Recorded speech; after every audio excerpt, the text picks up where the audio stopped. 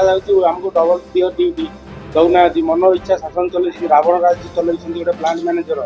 हिंदुस्तान रे एमती कौन सी प्लांट नहीं जो 20 रु अधिका ट्रांसपोर्ट काम कर तुम टेंडर कर गोटे कि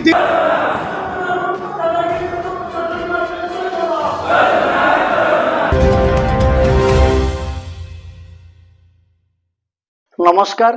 गत 1986 मसीह खोर्धा जिला जटणी ब्लॉक निकटस्थ कुसुमाची छणघर ग्राम अति निकटरे एचपीसीएल एलपीजी बटलिंग प्लांट स्थापन करा जायछि। एही प्लांट रु ओडिशार विभिन्न जिला को विभिन्न ट्रांसपोर्ट माध्यम रे ट्रक मानकरे घरोई और व्यावसायिक गैस सिलेंडर परिवहन करा जाय। ट्रक मानकरे गैस सिलेंडर लोडिंग अनलोडिंग करबा पई स्थानीय अंचल प्राय वर्तमान 60 जन श्रमिक 2 शिफ्ट रे कार्य करिथांती। श्रमिक मानक सुविधा पई प्लांट पक्षरु पानीय जल शौचालय और विश्राम कक्ष नथिबा बेले ईपीएफ किंबा ईएसआई सुविधा श्रमिक मान को दिया जाऊ नहीं। आई जो रविवार छुट्टी दिन में चलाऊँ मगा जामको डबल दियो ड्यूटी दौना मन इच्छा शासन चल रावण राज्य चल गोटे प्लांट मैनेजर गुप्ता मनोहरी गुप्ता जो कहूँ ईपीएफ ईएसआई दियो कि ना तुम कथा शुणा जीवन लोडिंग अनलोडिंग पिला कथा कि शुणा जीवन ना जेहेतु तुम आम प्लांट नुह। द्वितीय क्वेश्चन हूँ प्लांट रे पानी पीवा ना पिला बहुत सम्मुखीन असुविधार एक्सीडेंट आम्बुलांस नहीं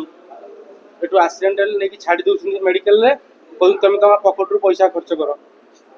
ये हूँ रावण राज्य चल आगामी दिन जब ना बहुत बड़ आंदोलन हम आगामी दिन प्लांट को अनिर्दिष्ट काल बंद कर प्रमुख दाबी कौन आमर प्रमुख दाबी लोडिंग अनलोडिंग पिलांकर हूँ डबल ईपीएफ ईएसआई रोची तापर हूँ पिला पानी सुविधा रोची तापर पिला मेडिकल रोची बेनिफिट दौना छुट्टी दिन में कम करों तार डबल ड्यूटी दौना गोटे मन मन माने खाली भागुं आम हूँ सिंह प्रकृत सिंह आम लड़ाई करूँ 4 तारिख जब ना आम केमती लड़ाई करूँ प्लांट मैनेजर देखिए। सेहीपरि वर्ष को 52टी रविवार छुट्टी और 14 रु 16टी जातीय छुट्टी दिवस यथा मकर संक्रांति जनवरी 26 अगस्ट 15 गांधी जयंती होली इत्यादि दिन गुड़िक छुट्टी दि जाए न था। छुट्टी दिन में जदि श्रमिक मैंने काम करती नियम अनुजाई डबल मजूरी दि जाऊ न श्रमिक मैंने प्रकाश कर एचपीसीएल प्लांटर सीनियर मैनेजर 14 दिन जातीय छुट्टी दिवस भाव घोषणा करी गत डिसेम्बर मास 24 तारिख 2024 रे एक इस्ताहार जारी करथिले मध्य निजे प्लांट मैनेजर यहाकू मानिबाकू राजी नुहंती। ए बाबद रे भारतीय मजदूर संघर कार्यकारी सदस्य तथा एचपीसीएल मजदूर संघर सभापति विजय कुमार पात्र नेतृत्व में छणघर पंचायत कल्याण मंडप गृह रे एक सांबादिक सम्मेलन करा जायथिला। उक्त सम्मेलन में श्रमिक नेता आलोक बेहेरा सोमनाथ बारिक संपादक देवराज घड़ई समेत बहु लोडिंग अनलोडिंग श्रमिक माने भाग नहीं। श्रमिक मानकर न्याय्य दाबी जदि एचपीसीएल कर्तृपक्ष और ट्रांसपोर्ट मालिक न शुणती तेबे आगामी दिन में एक विराट आंदोलन हेबो बोली श्रमिक नेता श्री पात्र सांबादिक सम्मेलन में घोषणा कर।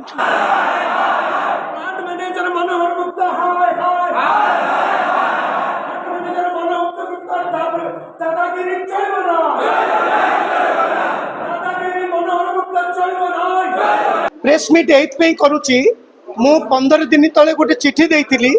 जे जदि छुट्टी दिन में आपण काम करेंगे ताले से डबल पेमेंट दिंतु यहाँ भारतीय सरकार लेबर एक्ट कहूँ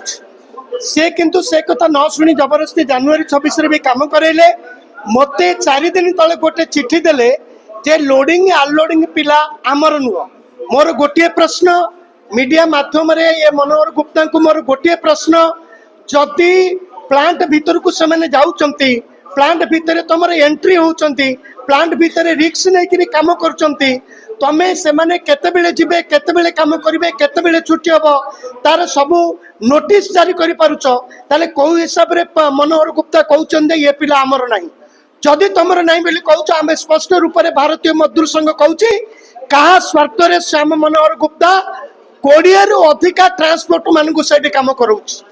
हिंदुस्तान रे एमती कौन सी प्लांट नहीं जो 20 रु अधिका ट्रांसपोर्ट काम कर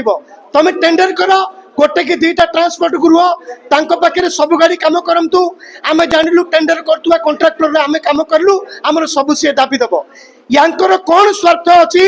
हिंदुस्तान रे एकमात्र एचपीसीएल जटणी प्लांट जो बिना टेंडर रे ट्रांसपोर्ट माने काम कर 20 रु अधिक ऊर्ध्व ट्रांसपोर्ट से काम कर हूँ आमर दाबी आम जिते कहूँ सी आमको धमकई कहूँ ତମ ମାନଙ୍କୁ ବାହାର କରିକିରି ଆମେ ନୂଆ ପିଲା ନେଇ କାମ କରିଦେବୁ। ଏ ମାଧ୍ୟମରେ ଆମେ ଦାବି କରୁଛୁ ଯେଉଁମାନେ କାମ କରୁଛନ୍ତି ସେମାନଙ୍କୁ ESI କାର୍ଡ ଦିଅ,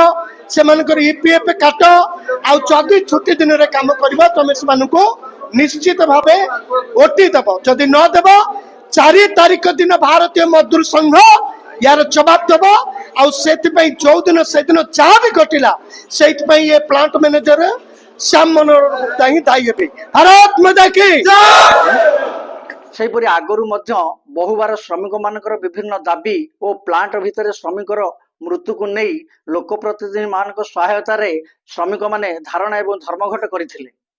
जटणी वीरकिशोर बारिक, अंकुश न्यूज। आम खबर आपण मानकु किपरि लागिला जणाइबा सहित आम चैनल को सब्सक्राइब शेयर लाइक करने को अनुरोध।